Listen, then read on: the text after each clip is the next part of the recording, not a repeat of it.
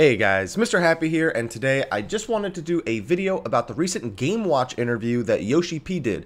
Now keep in mind, the interview was entirely in Japanese, so we've had to rely on fan translations for this, some of them from Reinhardt and some of them from various other sources that I've never received translations from before. So take these things with a little bit of a grain of salt, because whenever it comes to translating from Japanese to English, sometimes certain words are placed in certain areas that can cause confusion. So take it with a grain of salt, but the general ideas should be accurate.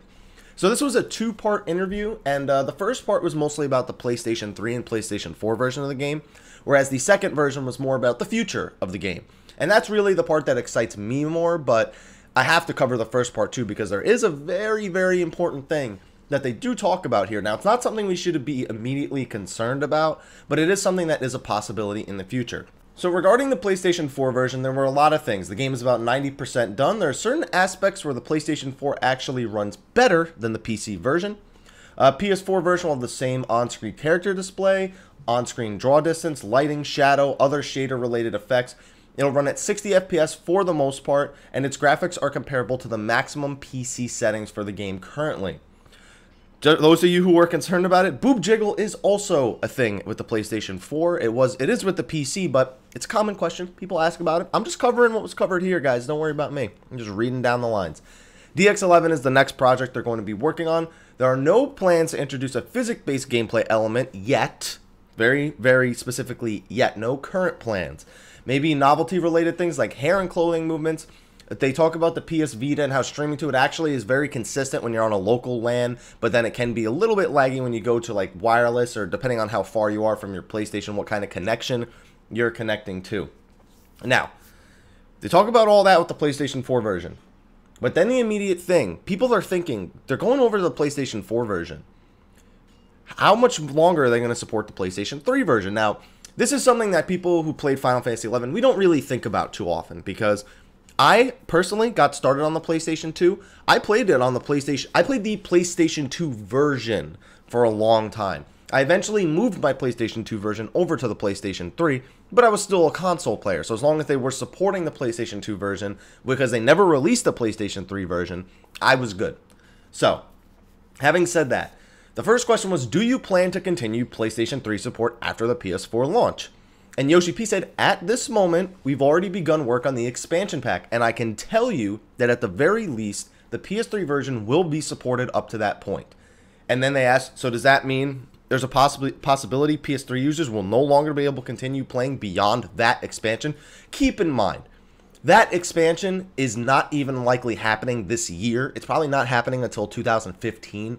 And then the following expansion probably isn't happening until late 2016 or early 2017. So keep in mind that even though he says this, the next things he says is it may be a possibility in the future. Keep in mind that is several years from now. That is not something that is immediately a concern. By then, most PlayStation 3 users will have upgraded to the PlayStation 4 version, I imagine. You know, the PlayStation 4 is so vastly superior to the PlayStation 3 version, and by then there should be a good enough game library for the majority of PlayStation 3 players to have upgraded to a PlayStation 4. Of course, as somebody who played the PlayStation 2 version, even way after the PlayStation 3 came out, not 100% sure I can say that with confidence. So anyway, they say, how far off in the future are we talking about? And he just says, depends on how long people continue to play on it. I mean, with the PlayStation 4 version coming out, they would definitely like to have the power to innovate and improve their game, and there may be hardware limitations if they continue to support the PS3 version. And of course, they very much mention the fact there's going to have a lot of competition soon. He very often in this interview responds with EverQuest Next as the example. When he thinks of a competitor, he thinks of EverQuest Next. He never mentioned ESO, WildStar. He wasn't mentioning any of those. He just kept mentioning EverQuest Next in this. But he says, you know, we have to make sure we can continue to compete with our competitors. And if they are able to do things hardware-wise that we aren't able to do because we continue to support the PS3 version, we definitely need room to innovate. For example, if we have a large-scale Fate where players can ride on a flying mount, which I already know people read way too deeply into, and freely fly around and swoop down at a dragon that is 200 meters long, players would probably be impressed and entertained. However, it would also require us to raise the minimum requirement when it comes to hardware specs. Our aim is to develop the games so that players can have the same experience no matter which hardware they play on. However, If we were to become too fixated on this and become unable to innovate, then this will cease to be a Final Fantasy game. So I do not plan to say we will support the PlayStation 3 version forever. At the same time, I'm not saying that we'll end support by next year or anything like that, so don't worry. Basically, it'll be supported at least until 3.0, and of course through the patches that come with 3.0. 3.0 is released for the PlayStation 3. Obviously, the subsequent patches will also be supported by the PlayStation 3. So I guess it's more accurate to say it will be supported until maybe the end of 3.0, which would be the expansion pack. 3.0, 1, 2, 3, whatever. And then, of course, regarding other versions, Steam version is identical to the PC game, of course. There's no plan for a Mac version or an Xbox One version currently. DX11 should be available for PS4 and PC simultaneously. They have some concern about the burden that DX11 places on the PC. So it will likely be a separate client if you want the DX11 version. Main focus is on PC, and they will do their best to make sure that the DX11 version is carried over to the PlayStation 4 as well. So, those of you who are big console players, definitely leave your thoughts on this below while I move on to the second part of the Game Watch interview. I'm very interested to see what the direction of the PlayStation 3 version takes. Like I said, I imagine by the time they actually think about maybe stopping PS3, that people will have moved on all the way to the PlayStation 4 version, or at least 90, 95, 99% of console users will have upgraded to the next generation of systems by then. So I think it's safe to say that it's not a concern for anybody right now, so don't let it concern you right now. Now, for the second part of the interview, Yoshi-P speaks a little bit more about the direction of the game now, how it's been working since 2.1, and some of the directions they're looking to take for patch 2.2 and on. For example, looking back at 2.1, he says he was very upset about the fate frequency in 2.1. Many people out there screaming, Yoshida! I love when he does things like that. Oh, man. But anyway, they speak about a few other things, other than just the fates. Crystal Tower was a big topic, and that Crystal Tower was initially designed to be incredibly difficult. And the exact question is, was CT initially designed to be more difficult? Yes. People would have wiped no less than 5 or 6 times at the beginning area right after you turned left from the starting point. For those of you who need a reference point, that is the first pull with the 6 homunculus, the 6 elementals, homunculi, apologies, or is it homunculus? We'll go with homunculus. Yeah, the 6 homunculus and the 2 dragons with the tail swipes. He is saying it would have taken 5 or 6 attempts for people to do that. So it used to be a lot harder. He said, and the enemies themselves weren't really stronger. He said there were just more mechanics. Even just to the trash pulls, there were just more mechanics. For example, he says that he likes the difficulty that it's at now for the most part, because it means people don't really need to like sit there and wipe over and over again to develop a strategy. But you can go in with just a very slight predetermined strategy. It's easy to learn, it's easy to pick up, and it's easy to execute. But you still need that strategy. And he says it's actually quite funny when people like are getting ready for Meteor, and then like, for example, let's say you're melee and you're fighting King Behemoth, and you're fighting King Behemoth, and you just turn around and there's no comets there, and you're like, oh crap. He says he thinks that's really funny. Like when Meteor message comes up and people look around and see they see a single comet and they just laugh about it. They're just like, oh my god, we don't have a comet. Come on, guys. Like, he thinks that that's a good place for CT to be. And he says that he wants to retain that sort of difficulty in future Crystal Tower patches. So we can expect super difficult Crystal Tower. A lot of people are wondering if maybe the next Crystal Tower will be highly advanced in difficulty. This seems to suggest not. Now, on the other hand, they do talk about extreme primals and the binding coil of Bahamut as well. They say that those fights are really designed to be difficult, but then at the same time they nerfed Mogomog, and he pretty much just goes on to say, Extremes and Binding Coil are their own thing. Mogomog we nerfed because it was part of a main story mission. We just thought it was too difficult for people being part of a main story fight. He's like, if you want to progress with the story, the fight should not be, you know, bullying people this much, I guess was the point. I mean, Garuda people had problems with, but Mogomog is on a whole nother level from Garuda hard mode. Not Garuda hard mode, Garuda story mode, my bad. Alright, so anyway, he moves on. I suppose it wouldn't be good if people could clear the extreme fights easily enough. He just goes on to say what the individual design mechanics were for each of them. And he actually says for Garuda Extreme that the original design mechanic was to have your group split the damage on Sharada's downburst, and then one tank takes Suparna and one tank Garuda. So for those of you who are unfamiliar with the Japanese who came up with this, the triangle strategy, that is what you pretty much do. You have your entire party split the damage of downburst from Tirada, so you have like a DPS or a healer tank it, most likely a DPS. And then you have one tank on Suparna and one on Garuda, and you can keep Garuda and Suparna separate for Wicked Wheel, and at the same time keep Suparna and Tirada separate so that they don't get their damage. They're stacking damage buffs. So that was, he basically said that was the way the fight was intended to be done. For Garuda Extreme, the theme is role distribution. People need to split up and fight in 3 separate places. Like I said, there you go, triangle strategy right there. Titan Extreme, he literally says it was designed to be extremely punishing, but it was just a pattern over and over again. He very specifically says, yes, it is literally just a pattern, and that is why the fight is made to be so punishing if you fall off, because it's literally, it will always happen in the same order. He says sometimes DPS can throw it off a little bit, but that does cause people to sort of panic at times, but for the most part, it's like a shooting game, he says. If your DPS is too high, it can cause the pattern to be a little bit off kilter. And then for Ifrit Extreme, he says the biggest thing was on the healers. It's really, that really is a healing intensive fight. The healers need to be the ones that constantly move. They need to make sure they don't wipe everybody else and that they are able to keep up with the healing on the tanks. And the tanks, of course, need a tank swap, but for the most part, healers can really, really make or break that fight, is what he's trying to say. So, and he says regarding tank swaps, now that extremes have, now that pretty much everyone's seen them with extremes, that you can expect a lot more tank swaps in future content. So he mentioned the difficulty of extreme primal fights and coil are as you expected. You have no intention of adjusting their difficulty in the future. He says, no, we're not going to try and make them less difficult or more difficult. We're just going to release that echo buff. Now, for those of you who don't know what the echo is, if you do the story missions, you can, and you wipe enough times, like you lose on a story mission or like a class mission or a job mission, you will eventually get a buff called the echo. And it gives you basically damage reduction and HP percentage, I believe. I think the echo in the story missions actually gives you damage and health and not damage reduction and health, but I don't remember per se. I don't get the echo very often. So, but basically what he's saying is he wants to add that to content that's been dated, really, and that people are still going to need to do, but he doesn't think there's a point for those people to still have to struggle with that content when that content is old, you know? So it'll be, say things like, he gave like a flat example, like, oh, the echo could be a 25% damage reduction, 25% HP buff, something like that. He didn't say that's what it will be, but he gave it as an example. And on top of that, he says that when 2.2 first launches, that echo will not be present.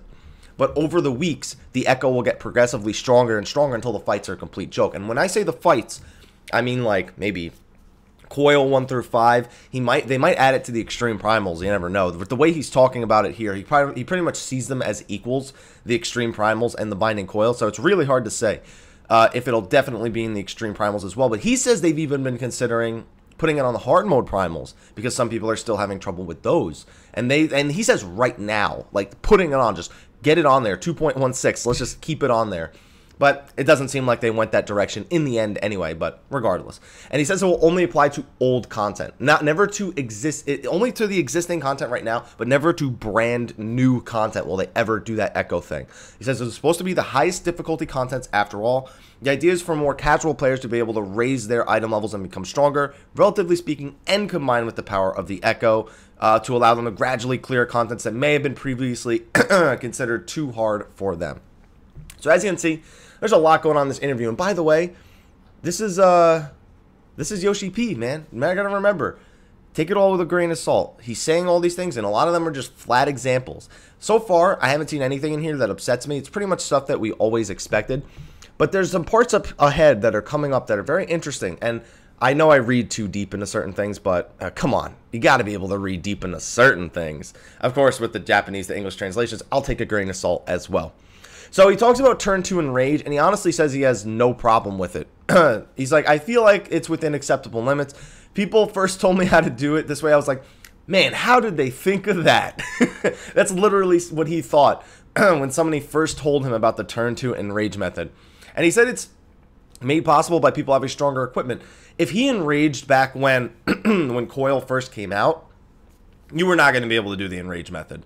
That was not realistically something that was very feasible. However, now it is because people and characters are a lot stronger. It's a lot easier to have at least some item level 90 gear some item level 80 and easily get some item level 70 stuff. So he says because of that, the enrage, it's mostly enabled by people having more gear. Also, for those of you who were wondering about 2.16, the enrage method being, buffed, I guess, or the enrage method being nerfed, but the enrage itself being buffed, they said that was a bug and that would be undone. I think they've already undone it by the time I've made this video. So those of you who are wondering about that, it was a bug. It's going to be fixed. Regarding job balance in 2.1, how are things looking now? He says he thinks job balance is pretty good right now. He says the only thing he needs to get the fairy bug, like Eos and Selene, that bug needs to be fixed immediately. So nothing really major in terms of job balance for patch 2.2, but we can probably expect a few tweaks here and there. He said that they're putting more effort into adjusting PvP balance, which is interesting because some people don't care about PvP and some people care a lot about PvP. But as long as it doesn't affect our PvE experience, then I don't see why it should be a concern for us. If the jobs are working correctly now, then why adjust them that much, But don't fix what ain't broke just because you want to change it, And this is where the conversation gets interesting. While we're talking about jobs, you mentioned in your presentation earlier that new abilities may be introduced in the expansion pack. Let's say summoners will get to summon Leviathan, but what about other jobs? It says, well, we'll be raising the level cap at that point. So it is confirmed. They will not raise the level cap before then, pretty much. So they will be raising the level cap at that point. He just flat out says it. Again, I might be reading too deep into it, but that's word for word what he says. So naturally, you can expect at least 2 or 3 new skills for each job. Now, that makes me want to read into that very, very effectively. 2 or 3 new jobs. Now, let's look at the patterns that jobs have taken thus far. The patterns jobs have taken thus far is every 5 levels you get a new quest, starting at level 30. At level 30, you actually learn 2 abilities. So you learn your last class ability, and then you learn your first job ability. So you learn those 2. They're 2 separate quests, though, so keep that in mind. And then it's 35, 40, 45, 50, and you get 5 abilities total. Now, if it was 2 abilities, I almost imagine it would either go 50, 55, or 55, 60. 50, 55 doesn't really make sense unless it's going to be an advanced job, just based on the way they've done it already. But it's entirely possible for them to just give you a new level 50 ability. So you have something, and you don't have to wait 5 levels to get this brand new ability. People don't want to wait 5 levels to get a new ability. They want to be able to get one right away. Could even be 51, 55. However, when you think 3 abilities, it could be 50, 55, 60. There's a lot of possibilities here, and I'm hoping that the level cap raise will definitely give us a lot of cool new abilities to use. There's definitely a few abilities I can think of off the top of my head that I'd love to see in an expansion, but I'm not a developer, so I can just hope that my ideas are put into the game. So, not just one, but talking multiple new skills. What kind of stuff are we talking about here? He really doesn't want to say any of that. He doesn't want to be like, yeah, definitely a skill like this. No, I think he's learning his lesson to stop saying things like that, where he's like, oh, I have this great idea where we could do that. Because then that usually sets people up for disappointment when the development team doesn't exactly share his idea of balance, So, he then goes on to talk pretty much about item levels, but not before making a very subtle statement. One sentence. This is the closest thing we've ever gotten to a statement about this in a pretty long time. I'm sure there will be a new class and job introduced at that point as well. Now, it says more specifically, there will be new class and job, not a new class and job. And remember, grain of salt, Japanese to English translation. Something could have been lost, something could have been added, because certain words don't translate well. So, with that in mind, that almost says just a single new class or job, but it also doesn't really say that. Basically, he's saying, in my opinion, don't expect a new class or job introduced before that point. Now, we don't know that for sure, because he said in the past he would love to introduce them in new patches. However, he did also say in that same interview where he said, I'd love to introduce new jobs and patches, he also did say immediately following that we would also be raising the level cap at the same time. So keep that in mind. He said he was going to raise the level cap when they introduce new jobs. So, because they're not raising the level cap to the expansion, it's pretty safe to say there won't be any new jobs until the first expansion, patch 3.0. Anyway, moving on from that, he then goes on to talk about item level. Basically saying that, let's say a character's power is originally at 50 and their item is also at 50. The character would become 60 and the item 40. So the balance is maintained that way. So when the level cap is raised, all that's increased is the character's power. So that's a very interesting way of looking at item level. So basically we're talking about an increase in the character's base stats as well as the number of job skills. That's right. So that means the rare equipment we have now, like the item level 95 Allegan weapons and relics, won't become junk. Correct. So when the item level is raised, you'll begin to see very different and powerful weapons. I think there's a slight mistranslation there. I think he's saying they won't become junk, but that your strength will go up, so the relevancy to you will become maybe a little bit less. Those items are going to stay the same strength, but there are going to be more powerful items being introduced along the same, like, that's all he's saying. The item won't become worse, but your items, more items in the game will become better. So, in some people's eyes, that means it's junk. Just in case you didn't know, Yoshi-P, in some people's eyes, that makes them junk, or it makes them vanity, depending on if they look cool or not. Now, since item levels will continue to rise, how much can we expect it to go up? And he says he doesn't want to say anything about that right now. You know, he doesn't want to come to any unintended conclusion, and he doesn't want players to be like, oh, well, they're going to be doing this. He's trying to be very careful about what he says, and unfortunately, that is how it ends. However, very fortunately for us, he did another interview with Dengeki Online, where he speaks about some very interesting things. I feel like these 5 points, are actually almost more interesting than the entire thing we just read. The first one is the new Allegan Tombstone will be obtained from the new coils of turns 6 through 9, Leviathan, new dungeons, etc. I'm assuming etc. also includes the daily Beast Tribe quests that are coming out, the Sahagins and the Kobolds. So there will be a new Allegan Tombstone, and that has been raising a lot of people's thoughts. What's going to happen with Mythology points? Well, in the Dengeki Online interview, he flat out says the current weekly limit on Allegan Tombstones of Mythology will be removed, as well as a lockout for coil 1 through 5 as previously announced. So yes, Mythology lockout, bye-bye. What does this mean for Crystal Tower? It's even more useless than some people seem to think it is. Sure, it's cool. You can get a few gear upgrades, maybe if you're having trouble getting a coil group, or you've already done coil for the week and you want to gear something else up. It's nice, but for the most part, it's just not that useful. And I really think that they need to address that. And with the tombstone cap going away, I can't imagine Crystal Tower being very popular at all. Maybe because now you can do it infinitely and still get tombstones, it still will retain some of its popularity for people who aren't having as much luck. But I imagine Hawk Manor speedruns, and not really Hawk Manor speedruns, probably more along the lines of speedruns for Ruins of Amdapor or Halatali hard mode or Brayflox hard mode, which are the 3 hard modes coming out next patch. We'll probably see a lot more of those for Mythology grinding as opposed to just casual play. I'm not sure about the CT drop lockout yet. I think they need to decide, because CT is already looking pretty grim, if I may say so myself, and I don't like that. I really think if they're going to add CT in between coil patches, it needs to be more useful. It needs to be more beneficial. But I'm, again, not the developer, so I don't get to make decisions like that. New top-level craftable gear is designed to be used to challenge the latest endgame content until people can collect enough tombstones to obtain the next tier of endgame gear. What does that tell me? At least item level 90, something equivalent to Allegan, plus it can be materia slotted. So that's what I expect from the next patch in terms of craftable gear. And so there will be voice acting for the new story cutscenes, as well as introduction of new surprising characters. So what did I get from all this?